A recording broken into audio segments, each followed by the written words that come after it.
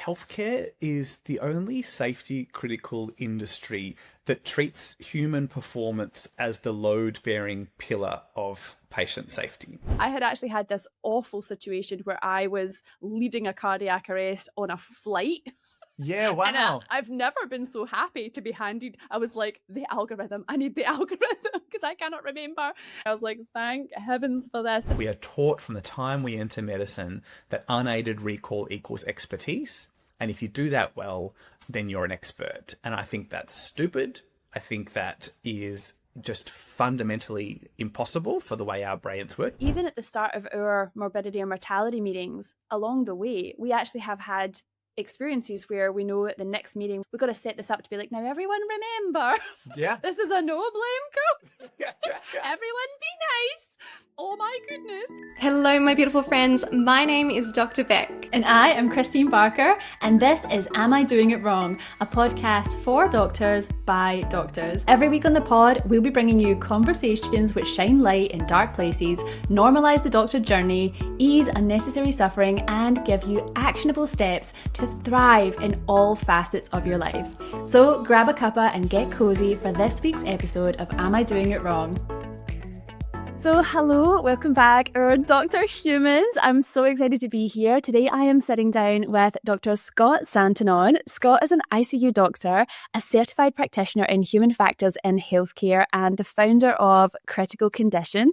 He works at the intersection of clinical practice and cognitive science and designs tools and systems that help doctors to do their best work in high stakes, time critical environments, grounded in the idea that the answer to human error has never been to try harder. And I am so excited for this conversation today. We're going to be talking all about normalizing human error and the limitations of the human brain in medicine, but also the use of technology to help us overcome this and be the kind of doctors that we want to be. So I'm so excited to share this conversation with you today. So grab a cuppa, get cozy for this conversation with Dr. Scott Santinon. So welcome, Scott. How are you today? Tell us a bit about yourself. I'm great, Christine. Thank you so much for having me. Very excited to be here to chat all things human factors, my favorite topic to talk about. Tell you about myself. Well, I'm husband to Bruce, dad to Noah and Thomas, a chocolate Labrador, and I'm an ICU fellow in Melbourne, Victoria. That's incredible. And it's funny because you're an ICU fellow, but there's also this like past life you had. It was a bit of a journey to become an ICU fellow. Can you just take us through that briefly? Like, because you weren't always a doctor, were you? No, I wasn't always a doctor. For most of my childhood, I was adamant I was going to be a production designer and work in lighting and sound design and stage management. I did that for a long time and I had my heart set on going to NIDA. And then when I finished school and I did it full time, I realized that whilst that is my passion, it wasn't going to be that my life for the rest of, it wasn't be my career for the rest of my life. So I went back to my high school and I found my careers counselor and I said, oh crap, I didn't put any preferences down for university. I had no intention to go to university. What do I do? And she said, I knew this was coming and I put your name down for psychology and you got in. So I went back and did psych and then realized that healthcare is definitely my passion, but I'm more, sort of acute care rather than a chronic disease management kind of guy. And then here I am in ICU. It's just so fascinating. And what I know to be true about life is that skill set, it couldn't have been an accident. And actually, it's funny now, and all the things that you've got to share today, you can actually see how all of those elements come together in this beautiful package that you're going to give to the world. So I'm so excited. But I guess today, the reason that I wanted to have this conversation with you, Scott, was because I feel so strongly about, telling the truth in medicine and unveiling some of the sort of problems with medical culture and some of the things that we're told and some of the things that we're brought up around and kind of just asking the question, does that have to be true? And with this concept of human error, I think that any doctor who's practicing medicine really has stories and experiences with this that can be very harrowing, and in some ways it's just part of how we develop as doctors. It's just part of the job, but it can be so traumatizing, and I think that the way that it's handled is not necessarily wonderful. So I guess I wanted to start today by asking you about mistakes or human errors that you've actually encountered, maybe yourself in your career or around you in your environment, that I guess made you passionate about this topic. Yeah, I think maybe take your question obliquely initially. Me, like most of us who work in the healthcare system, particularly the public healthcare system, I think we're really proud of it. And I think we're proud of it because we know that people that we work with are epically talented, super highly trained, passionate, and they are flogging themselves day in, day out. And I think they are, heroes in some sense, and we are all proud to be part of that team. And yet in the same breath, despite that, if our loved one is admitted as a patient into that system, we don't quite trust it. Not completely. We're not 100% sure that the system will get it right and that our loved one won't be harmed. And I think that the delta between those things is partly resource constraint. Like partly we just, the system is imperfect because we don't have infinite funds. But part of it is that even though we think our colleagues are incredible and doing, absolutely the absolute darndest and giving it their all, that they're still imperfect. And that, I think, is what human factors is about, is that even our highly trained, highly skilled, highly passionate best selves are imperfect. And that is okay. And if you pretend that that's not true, that when it comes to life on a daily basis, that leads to us self-flagellating and being like, that was me. That was, I've personally failed. And that is really damaging for us to walk around with that as a sort of construct. And the reality is that this is systemic. I mean, 1 in 4 patients admitted to hospital in Australia will have an adverse safety event, and around a quarter of those are preventable. So this is not you as an individual. This is the system as we currently accept it. And if you sit with that, like those statistics, and like obviously there's very hard stuff to measure and the exact number, like who knows? But the point is it's big. And if 1 in 4 commercial flights had a critical safety event, we'd be having a very different conversation before we got on a plane.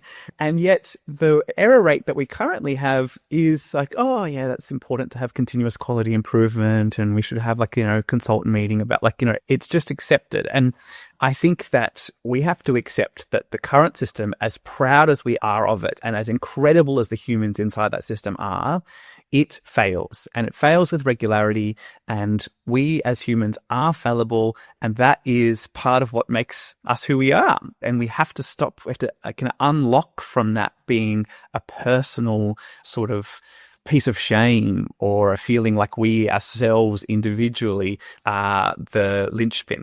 It's such a balance to hold though, isn't it? Because on one hand, I fully agree with the concept of this. And I guess what you're not saying is that we're sort of walking around with allowing ourselves to make lots of mistakes either. I think that's a tricky one because as doctors, or, if you were going to send your loved one to a doctor, to use your example, that there's this margin of human factor and errors, which is so important to acknowledge. But it's not like you have forgiveness for complete negligence either.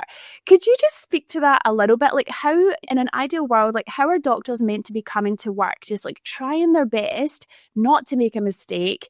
But then obviously I can see how if I was to make a mistake, even though conceptually I understand what you just said, I will feel shame and I will feel less than. How do we disconnect those? Yeah, I think that healthcare is the only safety critical industry that treats human performance as the load-bearing pillar of patient safety. If you compare us to nuclear power or to defense or to aviation as the most commonly ascribed one, we really treat human performance as the absolute backbone of safety. So let's picture tonight at 3:00 in the morning, there is going to be someone controlling the trains, for metro trains, and they just cannot the system has an interlocking device that prevents 2 trains being put on the same track going in opposite directions. It's just physically impossible. So even that highly skilled, highly trained, highly diligent train controller, if they have a momentary lapse of judgment, they just get distracted or they have a brain fail, they just physically cannot make that error. But if you compare them to the med-reg who's on at your hospital tonight, who's on their 6th admission at 3:00 in the morning with an admission phone that's going off every 2 minutes and a met call they have to respond to and a delirious patient who's fallen on the floor or whatever, there is no fail-safe on them. So when they're charting the patient's reg meds and they see metformin, the patient's got diabetes, but they're also here with an AKI, the only thing at 3 o'clock in the morning that's preventing them from putting metformin on the chart when they shouldn't is their own brain. There is no other architectural solution around them. We treat human performance in healthcare as the absolute load bear of patient safety. And every other industry has discovered that that can be architected out.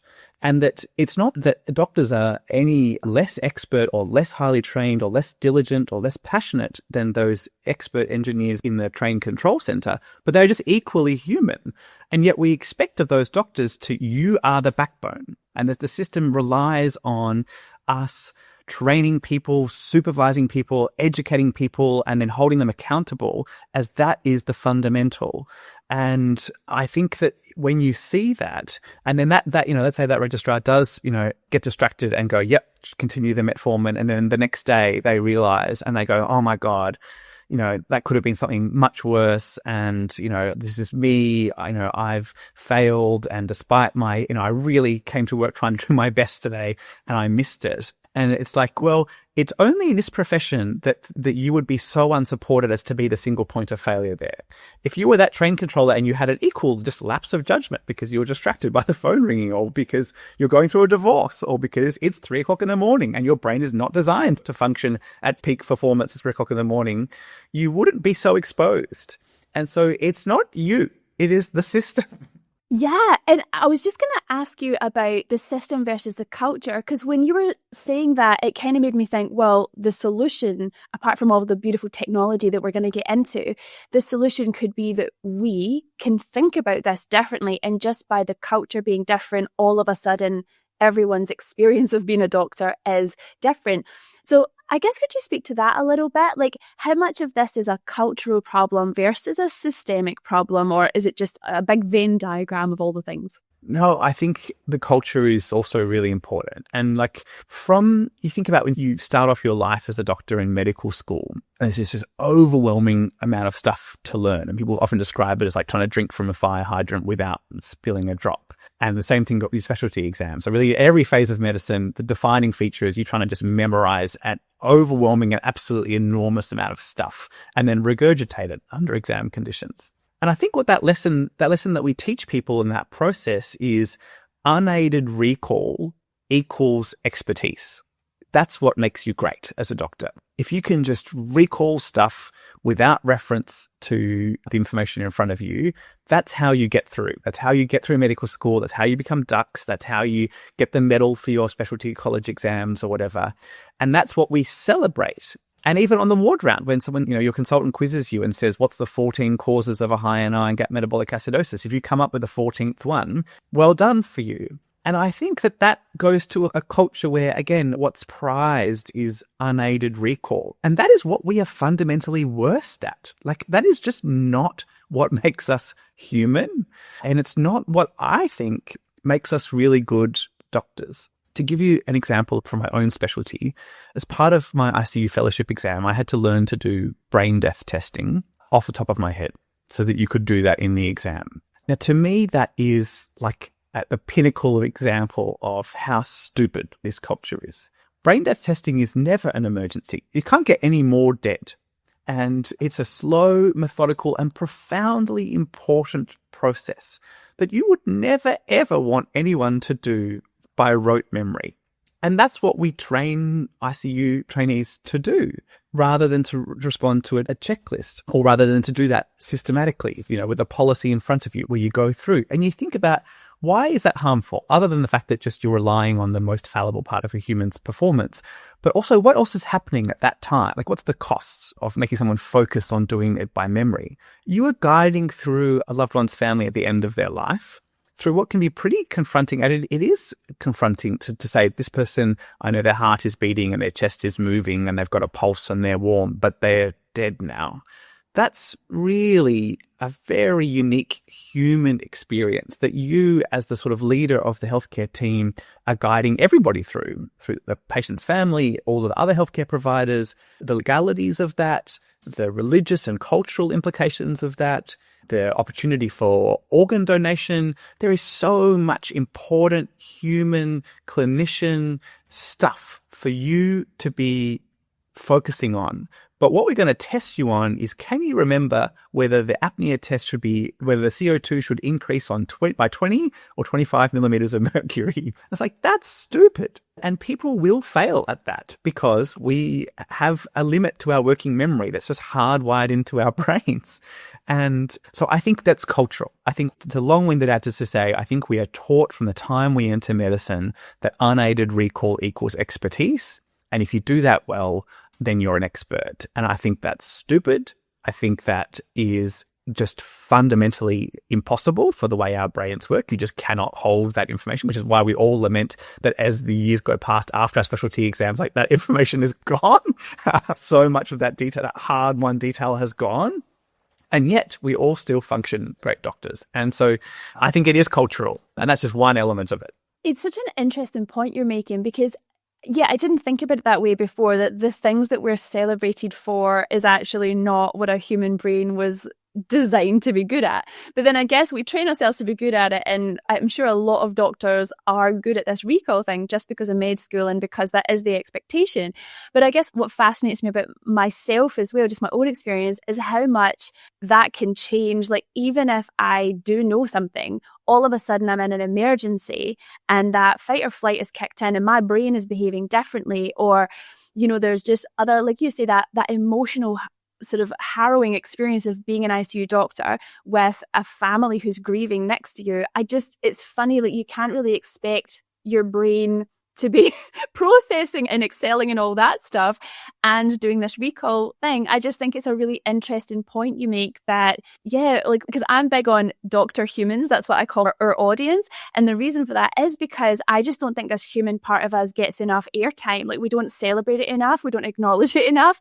And I think that really speaks to what you're saying. Absolutely. And I think that it's, again, what makes you excellent in that point. Your capacity, your cognitive capacity is going to fluctuate depending on what the demands on you at the time, whether they're the demands in front of you, like it's a medical emergency, or whether it's the demands that, you're going through a divorce today, or, you're feeling physically sick today, or there's some other thing happening, or the workload at work has fluctuated. So your capacity is going to fluctuate. But what is really your specific value add? Like, as a renal physician, you can start dialysis on a rock if you wanted to, but is that wise? Is that, with this person in front of you, knowing what their goals and values in life are and the benefits and burdens of the therapies that you have to offer? I mean, dialysis, as it's currently formulated, is a burdensome therapy. And getting to know the person in front of you, knowing intimately the technicalities of the therapy that you offer, that's not that all of renal medicine's about dialysis, but, that's an example where it's like,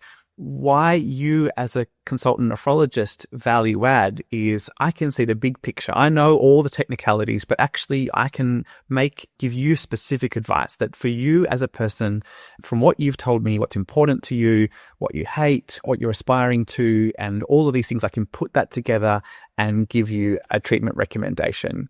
And none of that involves you memorizing exact potassium concentration in millimoles per liter on either side of the dialysis membrane. But that's probably what will pass your exam.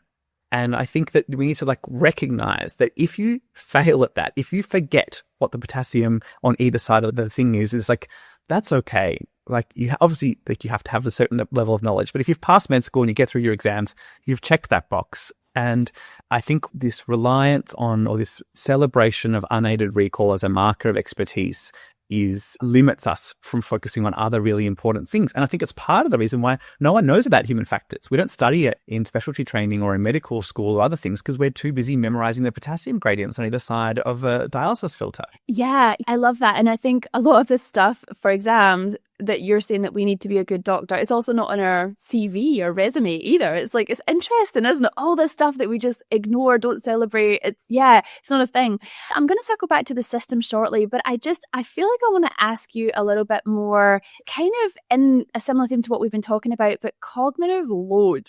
Because I'm just thinking about particularly a cardiac arrest situation. All of a sudden, I mean, the cognitive load of who you described earlier, the 3 a.m., getting all the calls, having to task switch, the metformin on the drug chart, it can easily get completely deleted from your consciousness when you've got all these competing interests, right? So cognitive load is a thing. And me personally, when I experience a high cognitive load, I get this kind of paralysis problem where I just, and so it's not necessarily that I'm in fight or flight. It's just like my brain's got a lot of things going on and it's like it just decides, nah, I'm not doing any of that. And can you talk a bit about cognitive load and how that ties into this human factor? Yeah, so like in Psychology 101, it's like first semester, first week of a psychology degree, you learn about working memory, or your RAM, right? It's like you've got all this, short-term memory, long-term memory, you've got executive functioning and stuff, and you can just hold a few pieces of information. And a lot of us probably learned, actually, even in medical school, that like on average, if you take a bunch of humans and you test them, you can hold 7 plus or minus 2 pieces of information in working memory.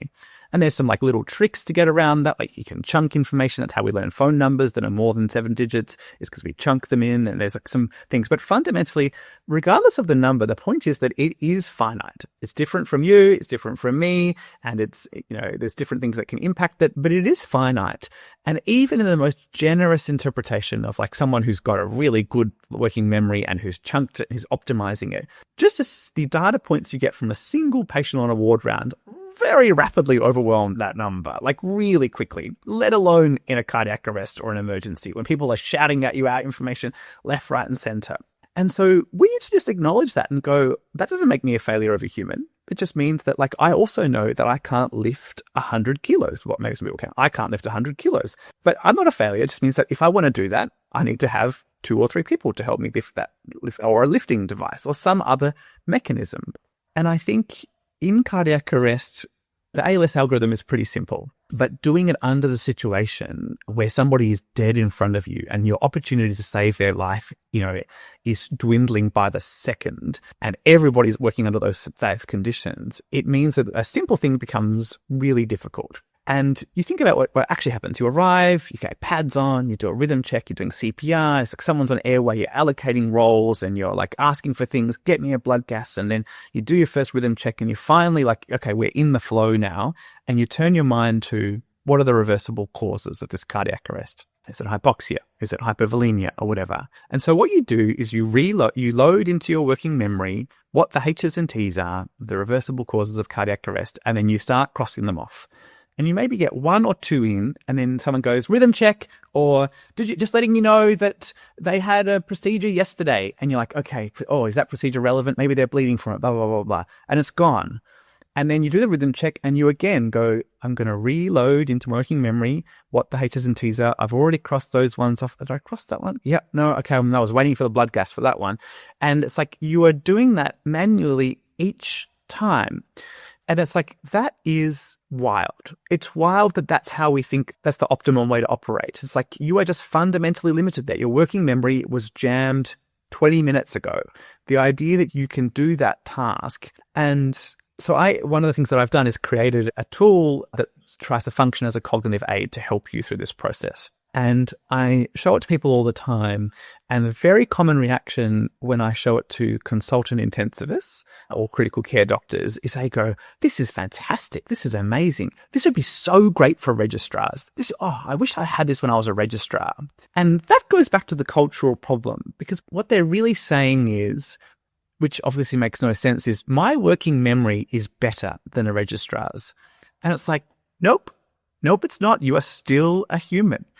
You have more experience and you know more of the detail and you've done this more times, but some of the fundamental limits on your working memory are exactly the same as they were 10 years. Maybe they're worse because you're older, and again, it goes to this cultural thing that we assume that seniority is some magic bullet for these safety things. And it's like, you don't become any less human the more senior you get. There's nothing about this that has anything to do with your seniority or the fact that you've passed your fellowship exams. It's just about the whether you've passed your fellowship exam doesn't mean you can lift up 150 kilogram weight all of a sudden. They're not relevant factors.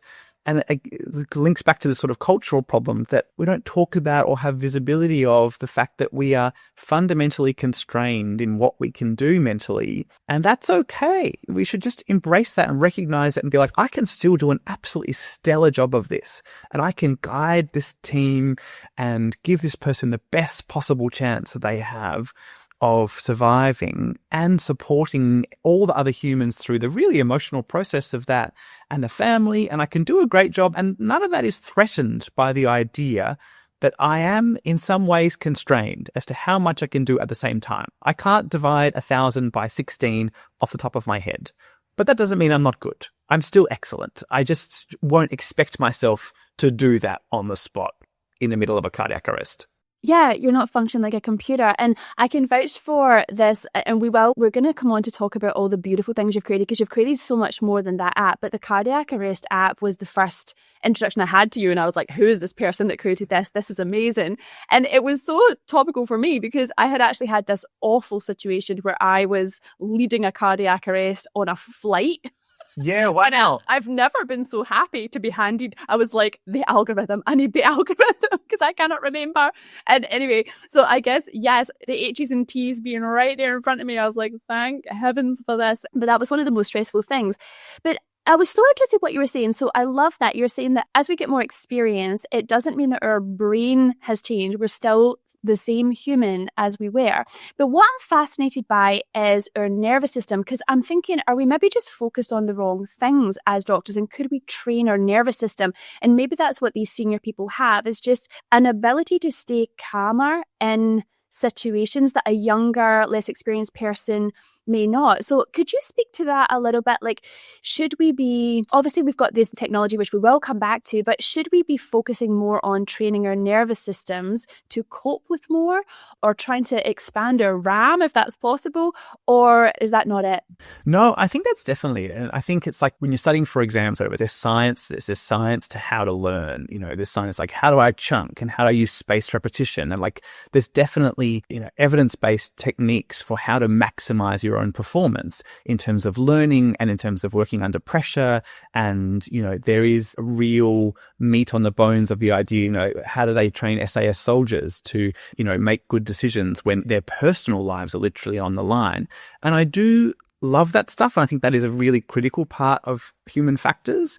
And I think there's lots to say, but I think that what we often fall into the trap of is going back to that train controller, is we say, rather than, systematically, rather than going, it shouldn't really, that doctor at 3:00 in the morning shouldn't really be holding the responsibility for the entire safety of this patient, really from go to woe.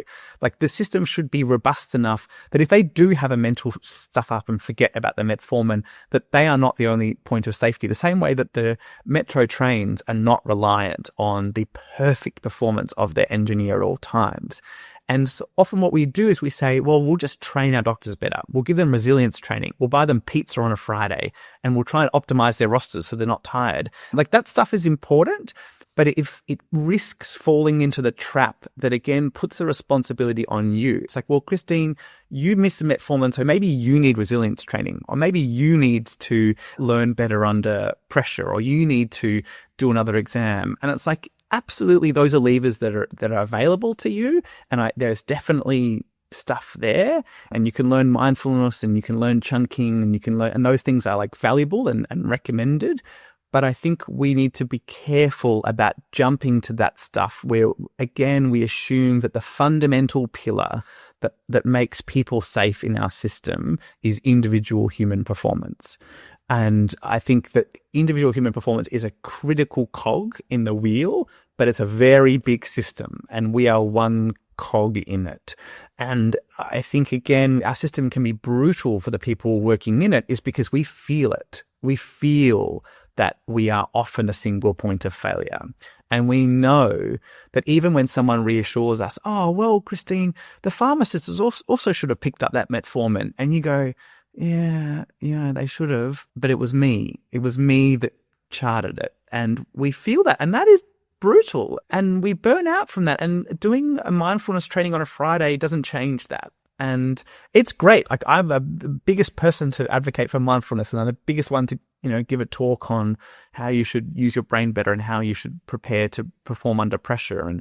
And there's like a whole other series of podcasts we could do on that stuff. But I guess that, I'm just nervous about continually reframing the structural problem of 1 in 4 patients experiences harm in their hospital admission in Australia And I don't think the answer is just more seniority. If we staffed every shift purely with consultants, I don't think that would meaningfully change, because those consultants still have limited working memory, still are getting interrupted constantly by the admissions phone, are still working at 3 o'clock in the morning. The system constraints that lead to error are still there for a consultant, the same way they are for a junior registrar. And we should absolutely optimize human performance, but we should also recognize that it is fundamentally bounded. Yeah, and I love that you're saying that, because I think we're so lucky in Australia, and lots of other parts of the world are the same, where we do in public hospitals adopt a no-blame culture. However, in actually working in it, even at the start of our morbidity and mortality meetings, along the way, we actually have had experiences where we know at the next meeting, we've got to set this up to be like, now everyone remember, this is a no-blame culture. Everyone be nice. Oh my goodness. And there's like these kind of, we have to almost police the culture around those things, not just in the morbidity, mortality meetings, but any meeting where patients are being discussed, and really have, in my department, we've really changed this to like medicine being a team sport, but we have to police it. We have to make sure that people are using the right language when they're approaching this, because it does make people feel terrible and responsible. And so I guess I just say that more to say that although there's this, I'm not saying it's tokenistic, but this kind of, it's a non-blame culture. I feel like when things happen, do the systems really change as much as the system should change? So I'm curious as to, you've obviously had a lot of time to think about this versus the human factors. What's your thoughts on the system, and what ideals would you put in place within the system to support us in our humanness? Yeah, absolutely. Okay, so two parts to that question. One is, you're totally right. And that when we investigate critical incidents, we're constantly saying to ourselves on paper and in real life, we are not trying to blame the individual for an honest mistake. We're trying to find the root cause here and trying to find the system things. And I think that we try. I think the doctors try, but we know that we fail. So there's a really good article by Bowditch, not that I want to get too academic, but there's a really good article from last year by Bowditch et al. I can't remember the journal off the top of my head, where they looked at something like 200 or 300 major incident reviews from, I think, New South Wales and Queensland. So this is just, public hospitals, they've had adverse events, and they now do the normal quality process where they go through and they investigate and they try and find what went wrong and how do we prevent it from happening again. And all of them, like we all do, say, we're not looking to try and blame anyone. We're trying to find the system problem. And do they succeed? That was really the question that this paper was asking. And the answer is no. Something like 6% or some tiny percent of the recommendations that come out of all of those systematic reviews, incident reviews, actually found a system problem. The vast majority of the recommendations, like 60% of the recommendations that come out of the investigations that we do are, we should change the protocol. We should do an extra training module. We should add a checklist. And you think about, even if you do that, you go, yeah, we're going to change the protocol. How often do we read the prompts, the pull up the PDF guideline for a procedure that we do? There's a 30-page long PDF buried in the hospital intranet. It's like the impact size of changing the protocol or adding an extra training module that then comes and goes and a new bunch of doctors and nurses and clinicians training is very close to zero. And I don't think this is because the doctors conducting those reviews are intentionally like, oh, I just want to hang this person out to dry and say it was Christine, she charted the metformin. I don't think it's that I think we all want to do that, but nobody has been trained. Nobody has a tiny fraction of the clinicians and quality and safety people on those committees doing those investigations have any knowledge of human factors or of system design.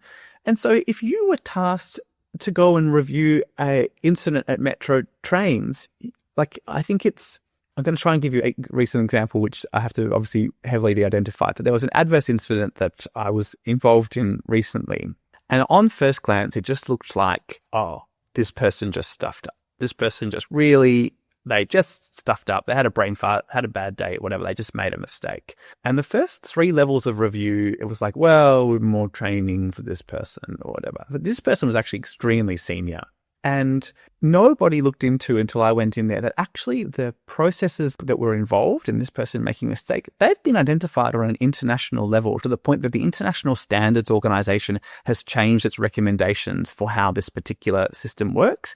And we haven't implemented it. And the company that makes these devices that are involved haven't implemented these changes. And nobody even thought to look at that the inputs to this human failed, but the inputs to their brain in this system, this has already been recognized as a problem. And we just didn't even think to look at it. And again, I think that happens systematically, is that whilst we all remind ourselves, don't blame the person, look at the system, but no one knows how to look at the system. Nobody was trained. No one went through medical school and got taught. How do you find errors in the system? How do you learn about actually that person, it's just, I think that's one of the reasons why we do this so poorly, is that we claim to do something that we don't have any training or experience in.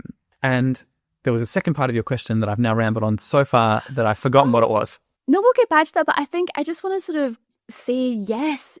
Like our morbidity mortality meeting is our beautiful advanced trainee registrars making some slides about the case, and then we all have a bit of a yarn, and then we inevitably run out of time because we haven't had time to discuss everyone. And there's definitely an audit process because the hospital wants the audit process, but how much change and how much true reflection or finding the systematic issues. I guess maybe sometimes we're just trying to figure out was there a systematic issue that we need to escalate further? So it's probably not going to happen in that meeting I'm talking about, to be fair. But you're right, none of us are trained in finding the actual thing we're supposed to find. And that's just so interesting. And I think that would be hospital-wide, nationwide, worldwide process of just trying to do the quality assurance thing, but none of us actually are doing it the way you're saying, where you've actually been trained to do it. Compared to incident investigations in other sectors where they will bring in somebody who has a PhD in human factors who will be thinking about, that Met call sound.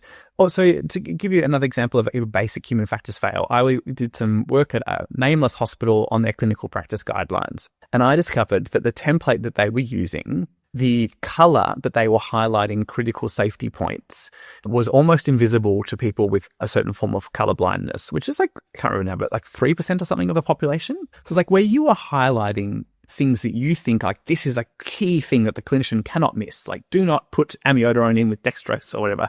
It's that is actually invisible. This piece of paper, some percentage of your people that you want to read this and follow this guidance actually just can't read it. No fault of their own. They don't have the cones and rods and things to actually process that information.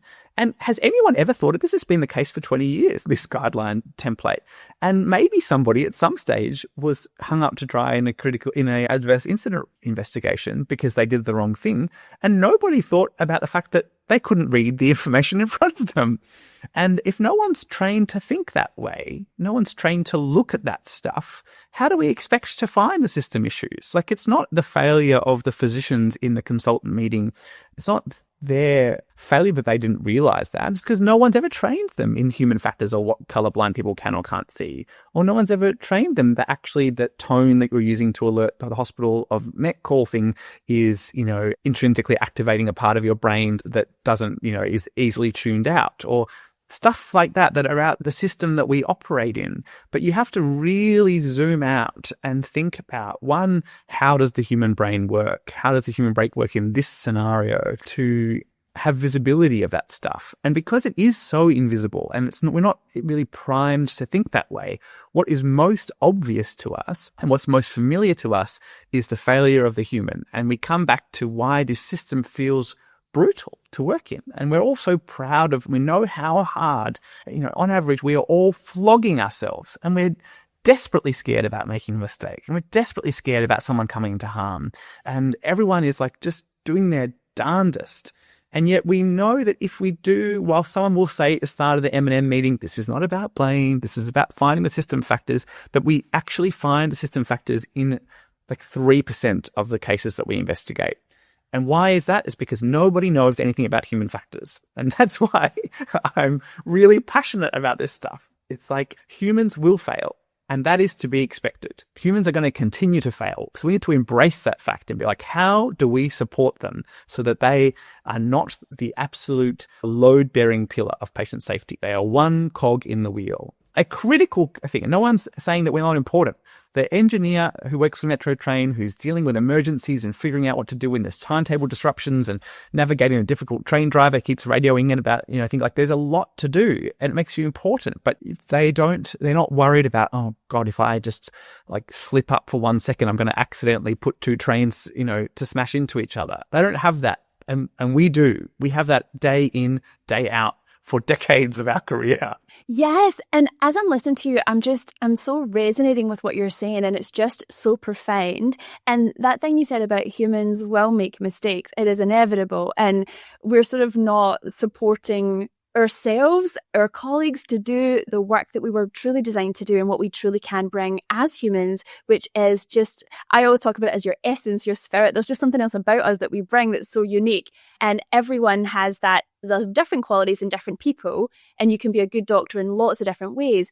But I think what's coming up for me, and I'm wondering if other people are thinking this as well, is, I feel like some people will be saying, well, should we get rid of the human and just have an AI bot doctor or something? Can you, I know that's very extreme, but in this day and age, I think some patients might think that. I'm sure doctors don't think that because we understand there is other value that we bring. But just before we get into all of your incredible technology solutions, could you speak to that? The role of AI in all this? Yeah. Oh, God, so much to say, and a whole other podcast on this topic. But no, I think you're right that on first reading, some of the ideas about accepting human fallibility and about inviting in supports around you can feel threatening. Oh, well, maybe that's a judgment on me or my role, and maybe we're unnecessary. And I think it's the opposite of that. I think it's the same way, most people, we don't really expect of ourselves to memorize the doses of every drug. We sort of see that as oh, well, that's not really necessary to spend. It would be a bit of a waste of time. There's so many things to learn. I want to get good at bedside ultrasound so that when my gen med patient arrives, I can try and tell whether they've got, heart failure or not. And it's there's so many things to learn. And what is it that is important? And I think most people would accept that memorizing drug doses is a waste of time. And what makes you excellent and important as a doctor in the system is not that. But I think where we've drawn that line, where we say, oh, this is stuff that's not really relevant or not worth you spending time on, is too low.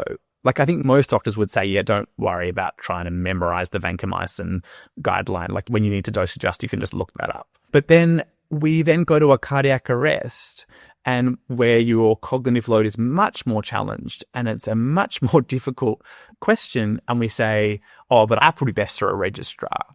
That's best for a junior doctor. That's so stupid. Why have we drawn the line there? It's actually when you are most stressed in the most difficult scenarios, that's when you should invite support in.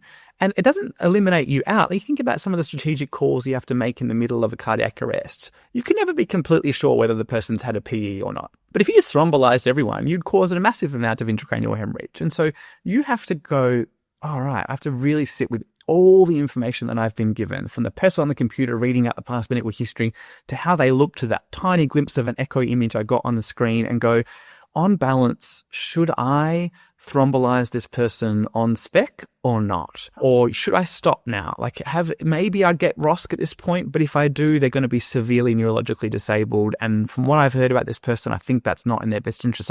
That's the really important stuff that is human and requires seniority and expertise and wisdom. And that's when you want a consultant intensivist or a senior doctor there to help you with that kind of stuff. But who cares whether you memorized, whether you were able to hold in your head, your working memory, all of the H's and T's or the algorithm? It's that can be outsourced. And then you, as a result, you create more brain space for the stuff that you need. There's a lot of stuff that needs a doctor, but we are crowding out the limited bandwidth that we have to make those hard calls that require a clinician with memorizing drug doses. And so my contention is that these things are not threatening to us. We just have to move the line. But what we currently would all accept is unwise use of mental brain space, memorizing drug doses. And we have to really think intentionally about, well, what is it that I know I have got a limited memory, limited working memory, limited capacity. What I think would really move the needle is if I could do bedside ultrasound. So I'm going to stop trying to memorize the flow chart for how to interpret iron studies.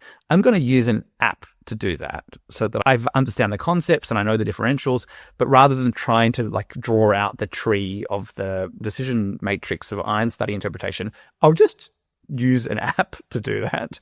But what I will spend that time on is learning bedside ultrasound, or I will spend that time learning whatever, understanding properly glomerulonephritis, or whatever it is that you think that's actually what I need to be good at. And I think we've got that wrong. I think we've not really thought about that stuff. We just treated ourselves like we're infinite, and we've valued the wrong thing. I love that. So to welcome in this technology, not to feel threatened by it, but also with the view to unlocking our human potential to make us better doctors. And like you say, that bigger picture, more human cognitive processing for those more human decisions. They're so amazing. And I was just thinking about how freeing it would be if the culture and the system around me was kind of saying to me, like, you don't have to memorize I'm not going to value that in you. And actually you could just focus on all of these lovely soft skills that I'm so into and no one really cares about. Yeah, but absolutely. But some of it's still hard skills. Like some of it's still like, there is a knowing, take that example in the cardiac arrest of like deciding, should I thrombolize this person? There's still like hard skills, like being able to interpret echo images, being able to know the pretest probability of a patient having, a PE in this context, and knowing the different strategies for thrombolysis. I could give half dose thrombolysis, and like there's still like hard content there, but it's just about like that stuff, I would argue, is what makes you expert. It's not the being able to keep time in your head, or being able to hold a list in your head, or to take a nephrology example, there's a lot of really important content that means that differentiates a consultant nephrologist from a first year registrar. But the first year registrar might be able to recite, some textbook stuff better, and that's not what makes them excellent. You want that, depth of accumulated wisdom and expertise and context that is just so much more important than being able to regurgitate, a flowchart. Yeah, I love that. And I just want to come on now to talk about how to use technology in this situation, because you made such a beautiful point about how protocols are often on the intranet and then you got to log in and all the things, and then they're like a 30-page document and your brain's exploding just trying to sort all that out. So unless you've got space and time and you're not being interrupted, then that protocol, well-intentioned, is more difficult to access than ideal, right? And so you're talking about apps, which is something we can have in our phones, in our pocket, and just access it. I guess I want to hear a little bit about some of the things that you have created at this interface of just trying to give us all a break from the cognitive load and really help us to do the work that really matters. Yeah, so I think trying to practice what I preach here, some of the things, a bit like the investigating adverse incidents, part of the reason why we're so poor at this is not because people don't care or they're not trying, it's just that we don't have the resources. No one's got the training in human factors to actually look for system causes. And you might make the conscious choice okay, I'm actually, to be the expert doctor that I want to be, I am going to just not try and memorize the flowchart of iron studies. And instead I will, learn some other skill or knowledge that I think is important. But to do that effectively, you need to then have a resource. And so I think a lot of the resources, as you said, are long PDFs that are totally unwieldy. And so I'm trying to contribute some things into the world to help with the way I see it, things that I think are low yield. Like when I sat on my ICU exams, I got very good at doing really advanced, finding triple and quadruple blood gas, acid-base disturbances from one blood gas. And I love that because I'm a geek and because I like ICU medicine, and it's super fun to realize that there's a hidden enigma in the HAGMA. But then I realized that as I get more senior, that is not the best thing for me to be spending my time on doing it off the top of my head. So I've now created this blood gas interpretation engine. And so, basically where I'm trying to practice what I preach, where I say that I find a gap, I think I'm then trying to just do my little bit to contribute to plugging that gap. And a lot of the solutions I think are technological, whether they're, a digitized resource that means that the knowledge and the wisdom contained in that clinical practice guideline, which is often quite valuable, it's just totally inaccessible at the bedside, could now be something that's hopefully quite user-friendly.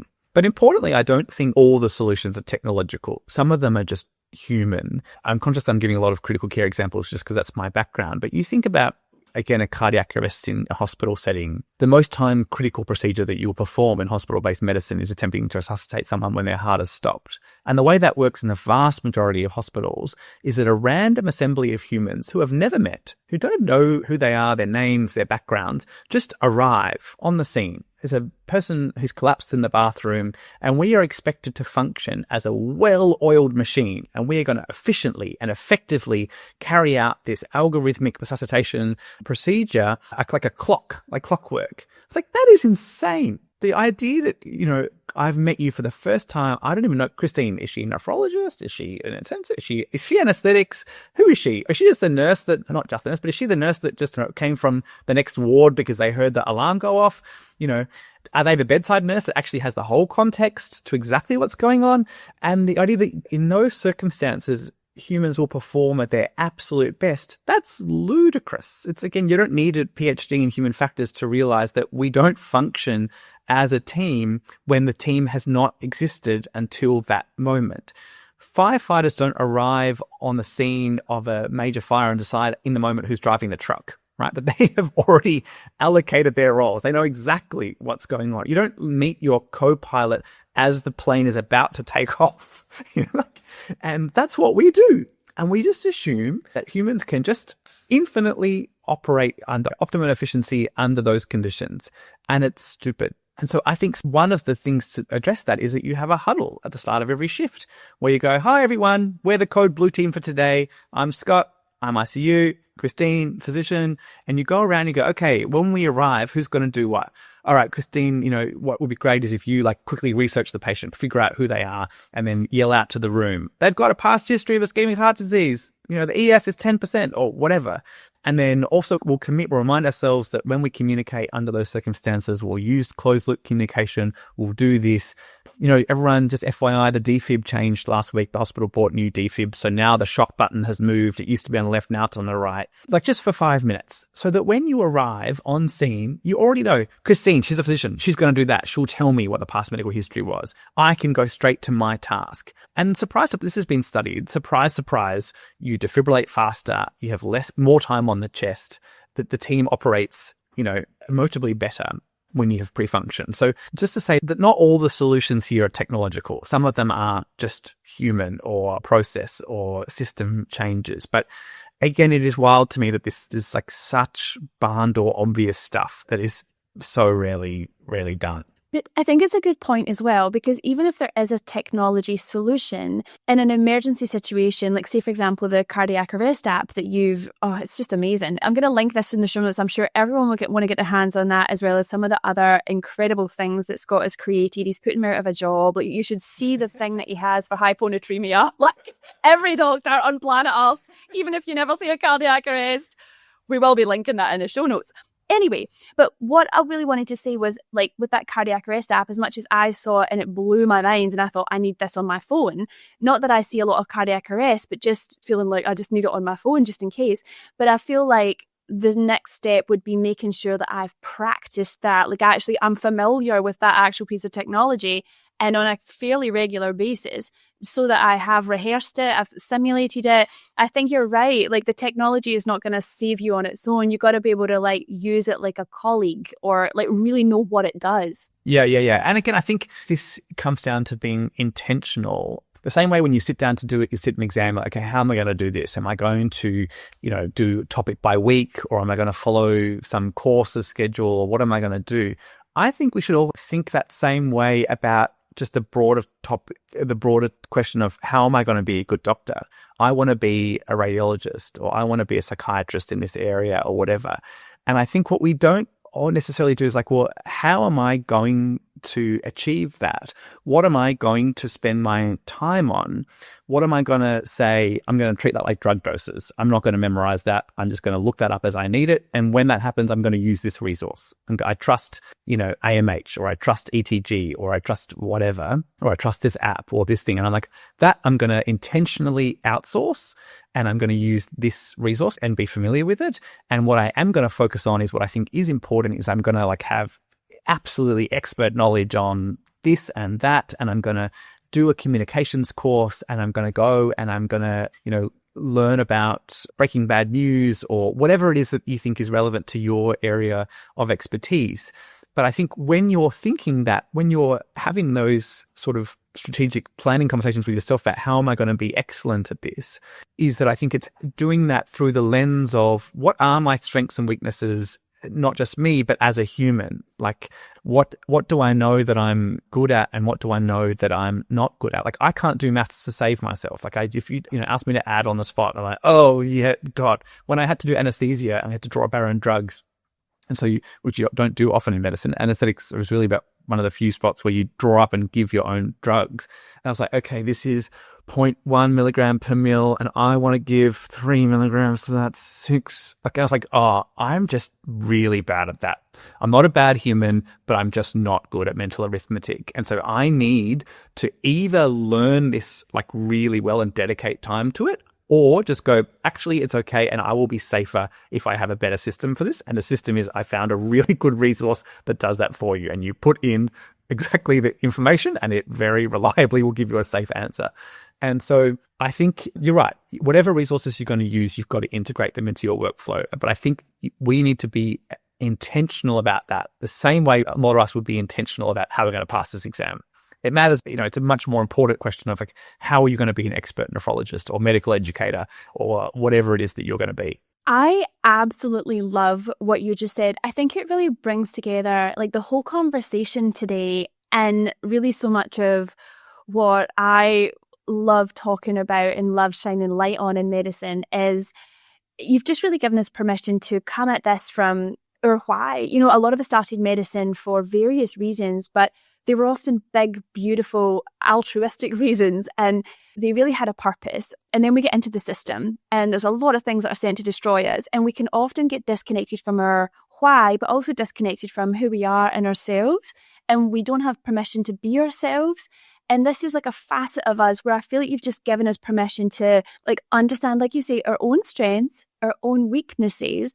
What do we want to do in the world? What does being a good doctor mean to us? And actually just redefining what is actually important, what's mine to carry, and what is technology or a resource of some sorts to carry.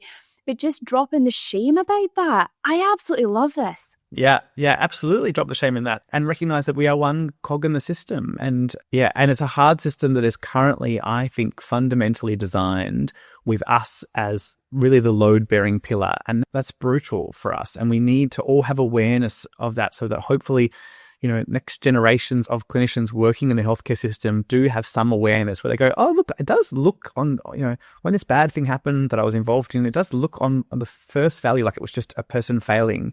But I acknowledge that people will fail. And so, maybe it was the fact that the guideline was written in a color that they couldn't read, or maybe it was the fact that, that role is designed really poorly such that that person's attention is split between totally different types of tasks, and that task switching between reading a CT image and answering questions or something else involves massive degradation of human performance. It's nothing to do with that individual doctor in that seat. It's to do with, the system design. And hopefully, we get more interested and aware of these kinds of things, and we detach from the idea that the answer to everything is resilience training or mindfulness or like just be better, just try harder, just do more training, just blah, blah, blah. It's like, that's stupid. It's the last thing that people need is to try hard. I don't think doctors have trouble trying hard. Like, Exactly.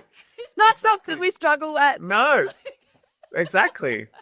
Yeah. No. And I think it's so beautiful. And when I say that Scott has created just some beautiful technology solutions, I really do want you all to go to the show notes right now and grab them. He's been so generous. Right now, I think they're still free, but I don't think they should be free. So I don't know how long he's going to make that decision. You need to go right now and put these things on your phone so you never have to worry about ABGs, cardiac arrest, or hyponatremia ever again, ever. Okay, so go do that now, everyone. But I think that there's so much more to you, Scott. And I think, as much as you're creating these really amazing things to help us at that interface of patient care. I think this message that you have is even more powerful than that. It really sets us free, and it's a message that's just so worth sharing. So if you are listening to this and this is resonating with you, please share this podcast with all of your doctor human friends. Spread Scott's message. I think it's such an important one. And was there anything else that you wanted to say to these guys before we close off, Scott? No, thank you so much for having me, Christine. Pleasure. I could talk for hours about human factors, but yeah, so wonderful to be here this morning and to, hopefully raise the general awareness that we are all humans in a system. And that's the beautiful part of it. It's not the shameful part or the bad part. It's the great part. It really is a beautiful part, our human self. So thank you so much, Scott. And we're definitely going to have you back for more chit chat. It's on the poddy very, very soon, I'm sure.